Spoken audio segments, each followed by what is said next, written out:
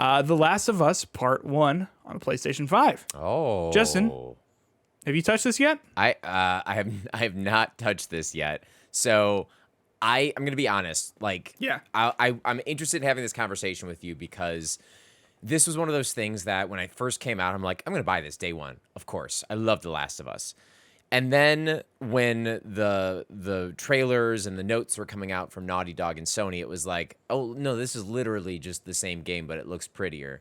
And then hearing like the general review conversation around it, it was just kind of like, this is a great game, but like if you've just played it, you probably don't need to play it again. And I was like, oh, wow, these are not like ringing endorsements here. So with your experience, what are your thoughts? And was my general summary of what people are saying accurate?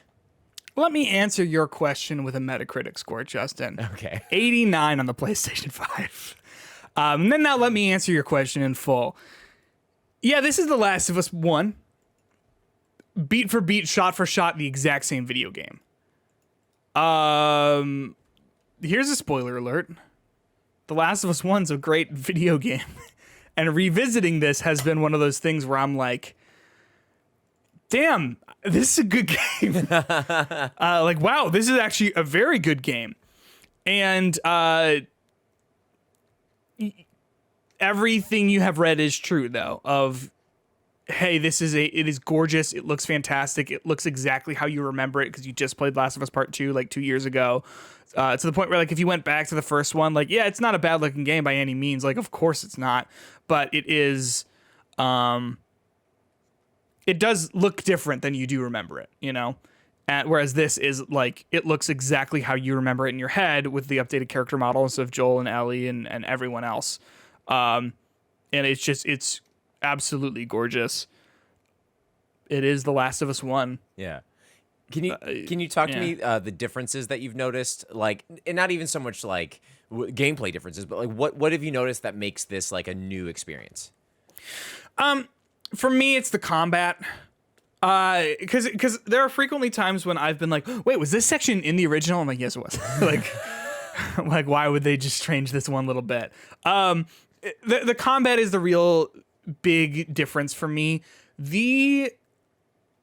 It's so weird that we talk about video games like this. The dismemberment physics in this game are so fucking brutal, in a way that is like, I mean, it's the same combat stuff I think as Last of Us 2, which was just so brutal, right? Where you shoot a guy in the head and you see where the bullet entered and you see where it came out and you see all the different pieces, right?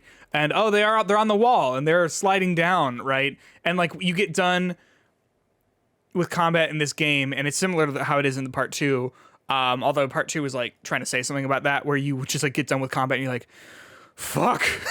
Oh my gosh, I obliterated that guy. Like, you know what I mean? Like, yeah. And again, that's the point of Part 2, whereas Part 1 is not really about that. But I mean, just the combat is just like devastating in a way that also does make it very satisfying, because the way that combat feels is really good, right?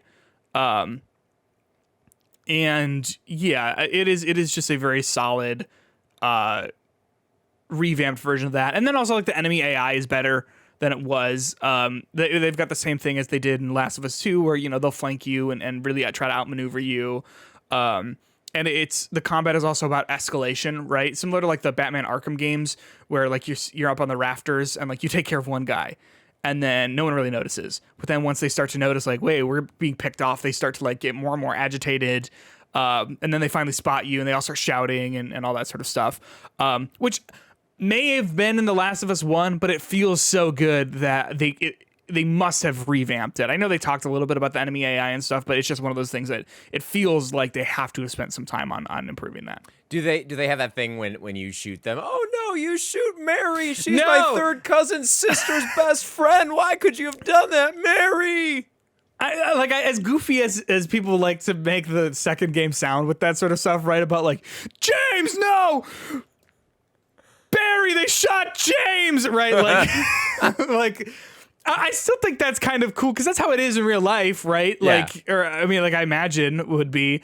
No, they don't have that, or at least I have not experienced it.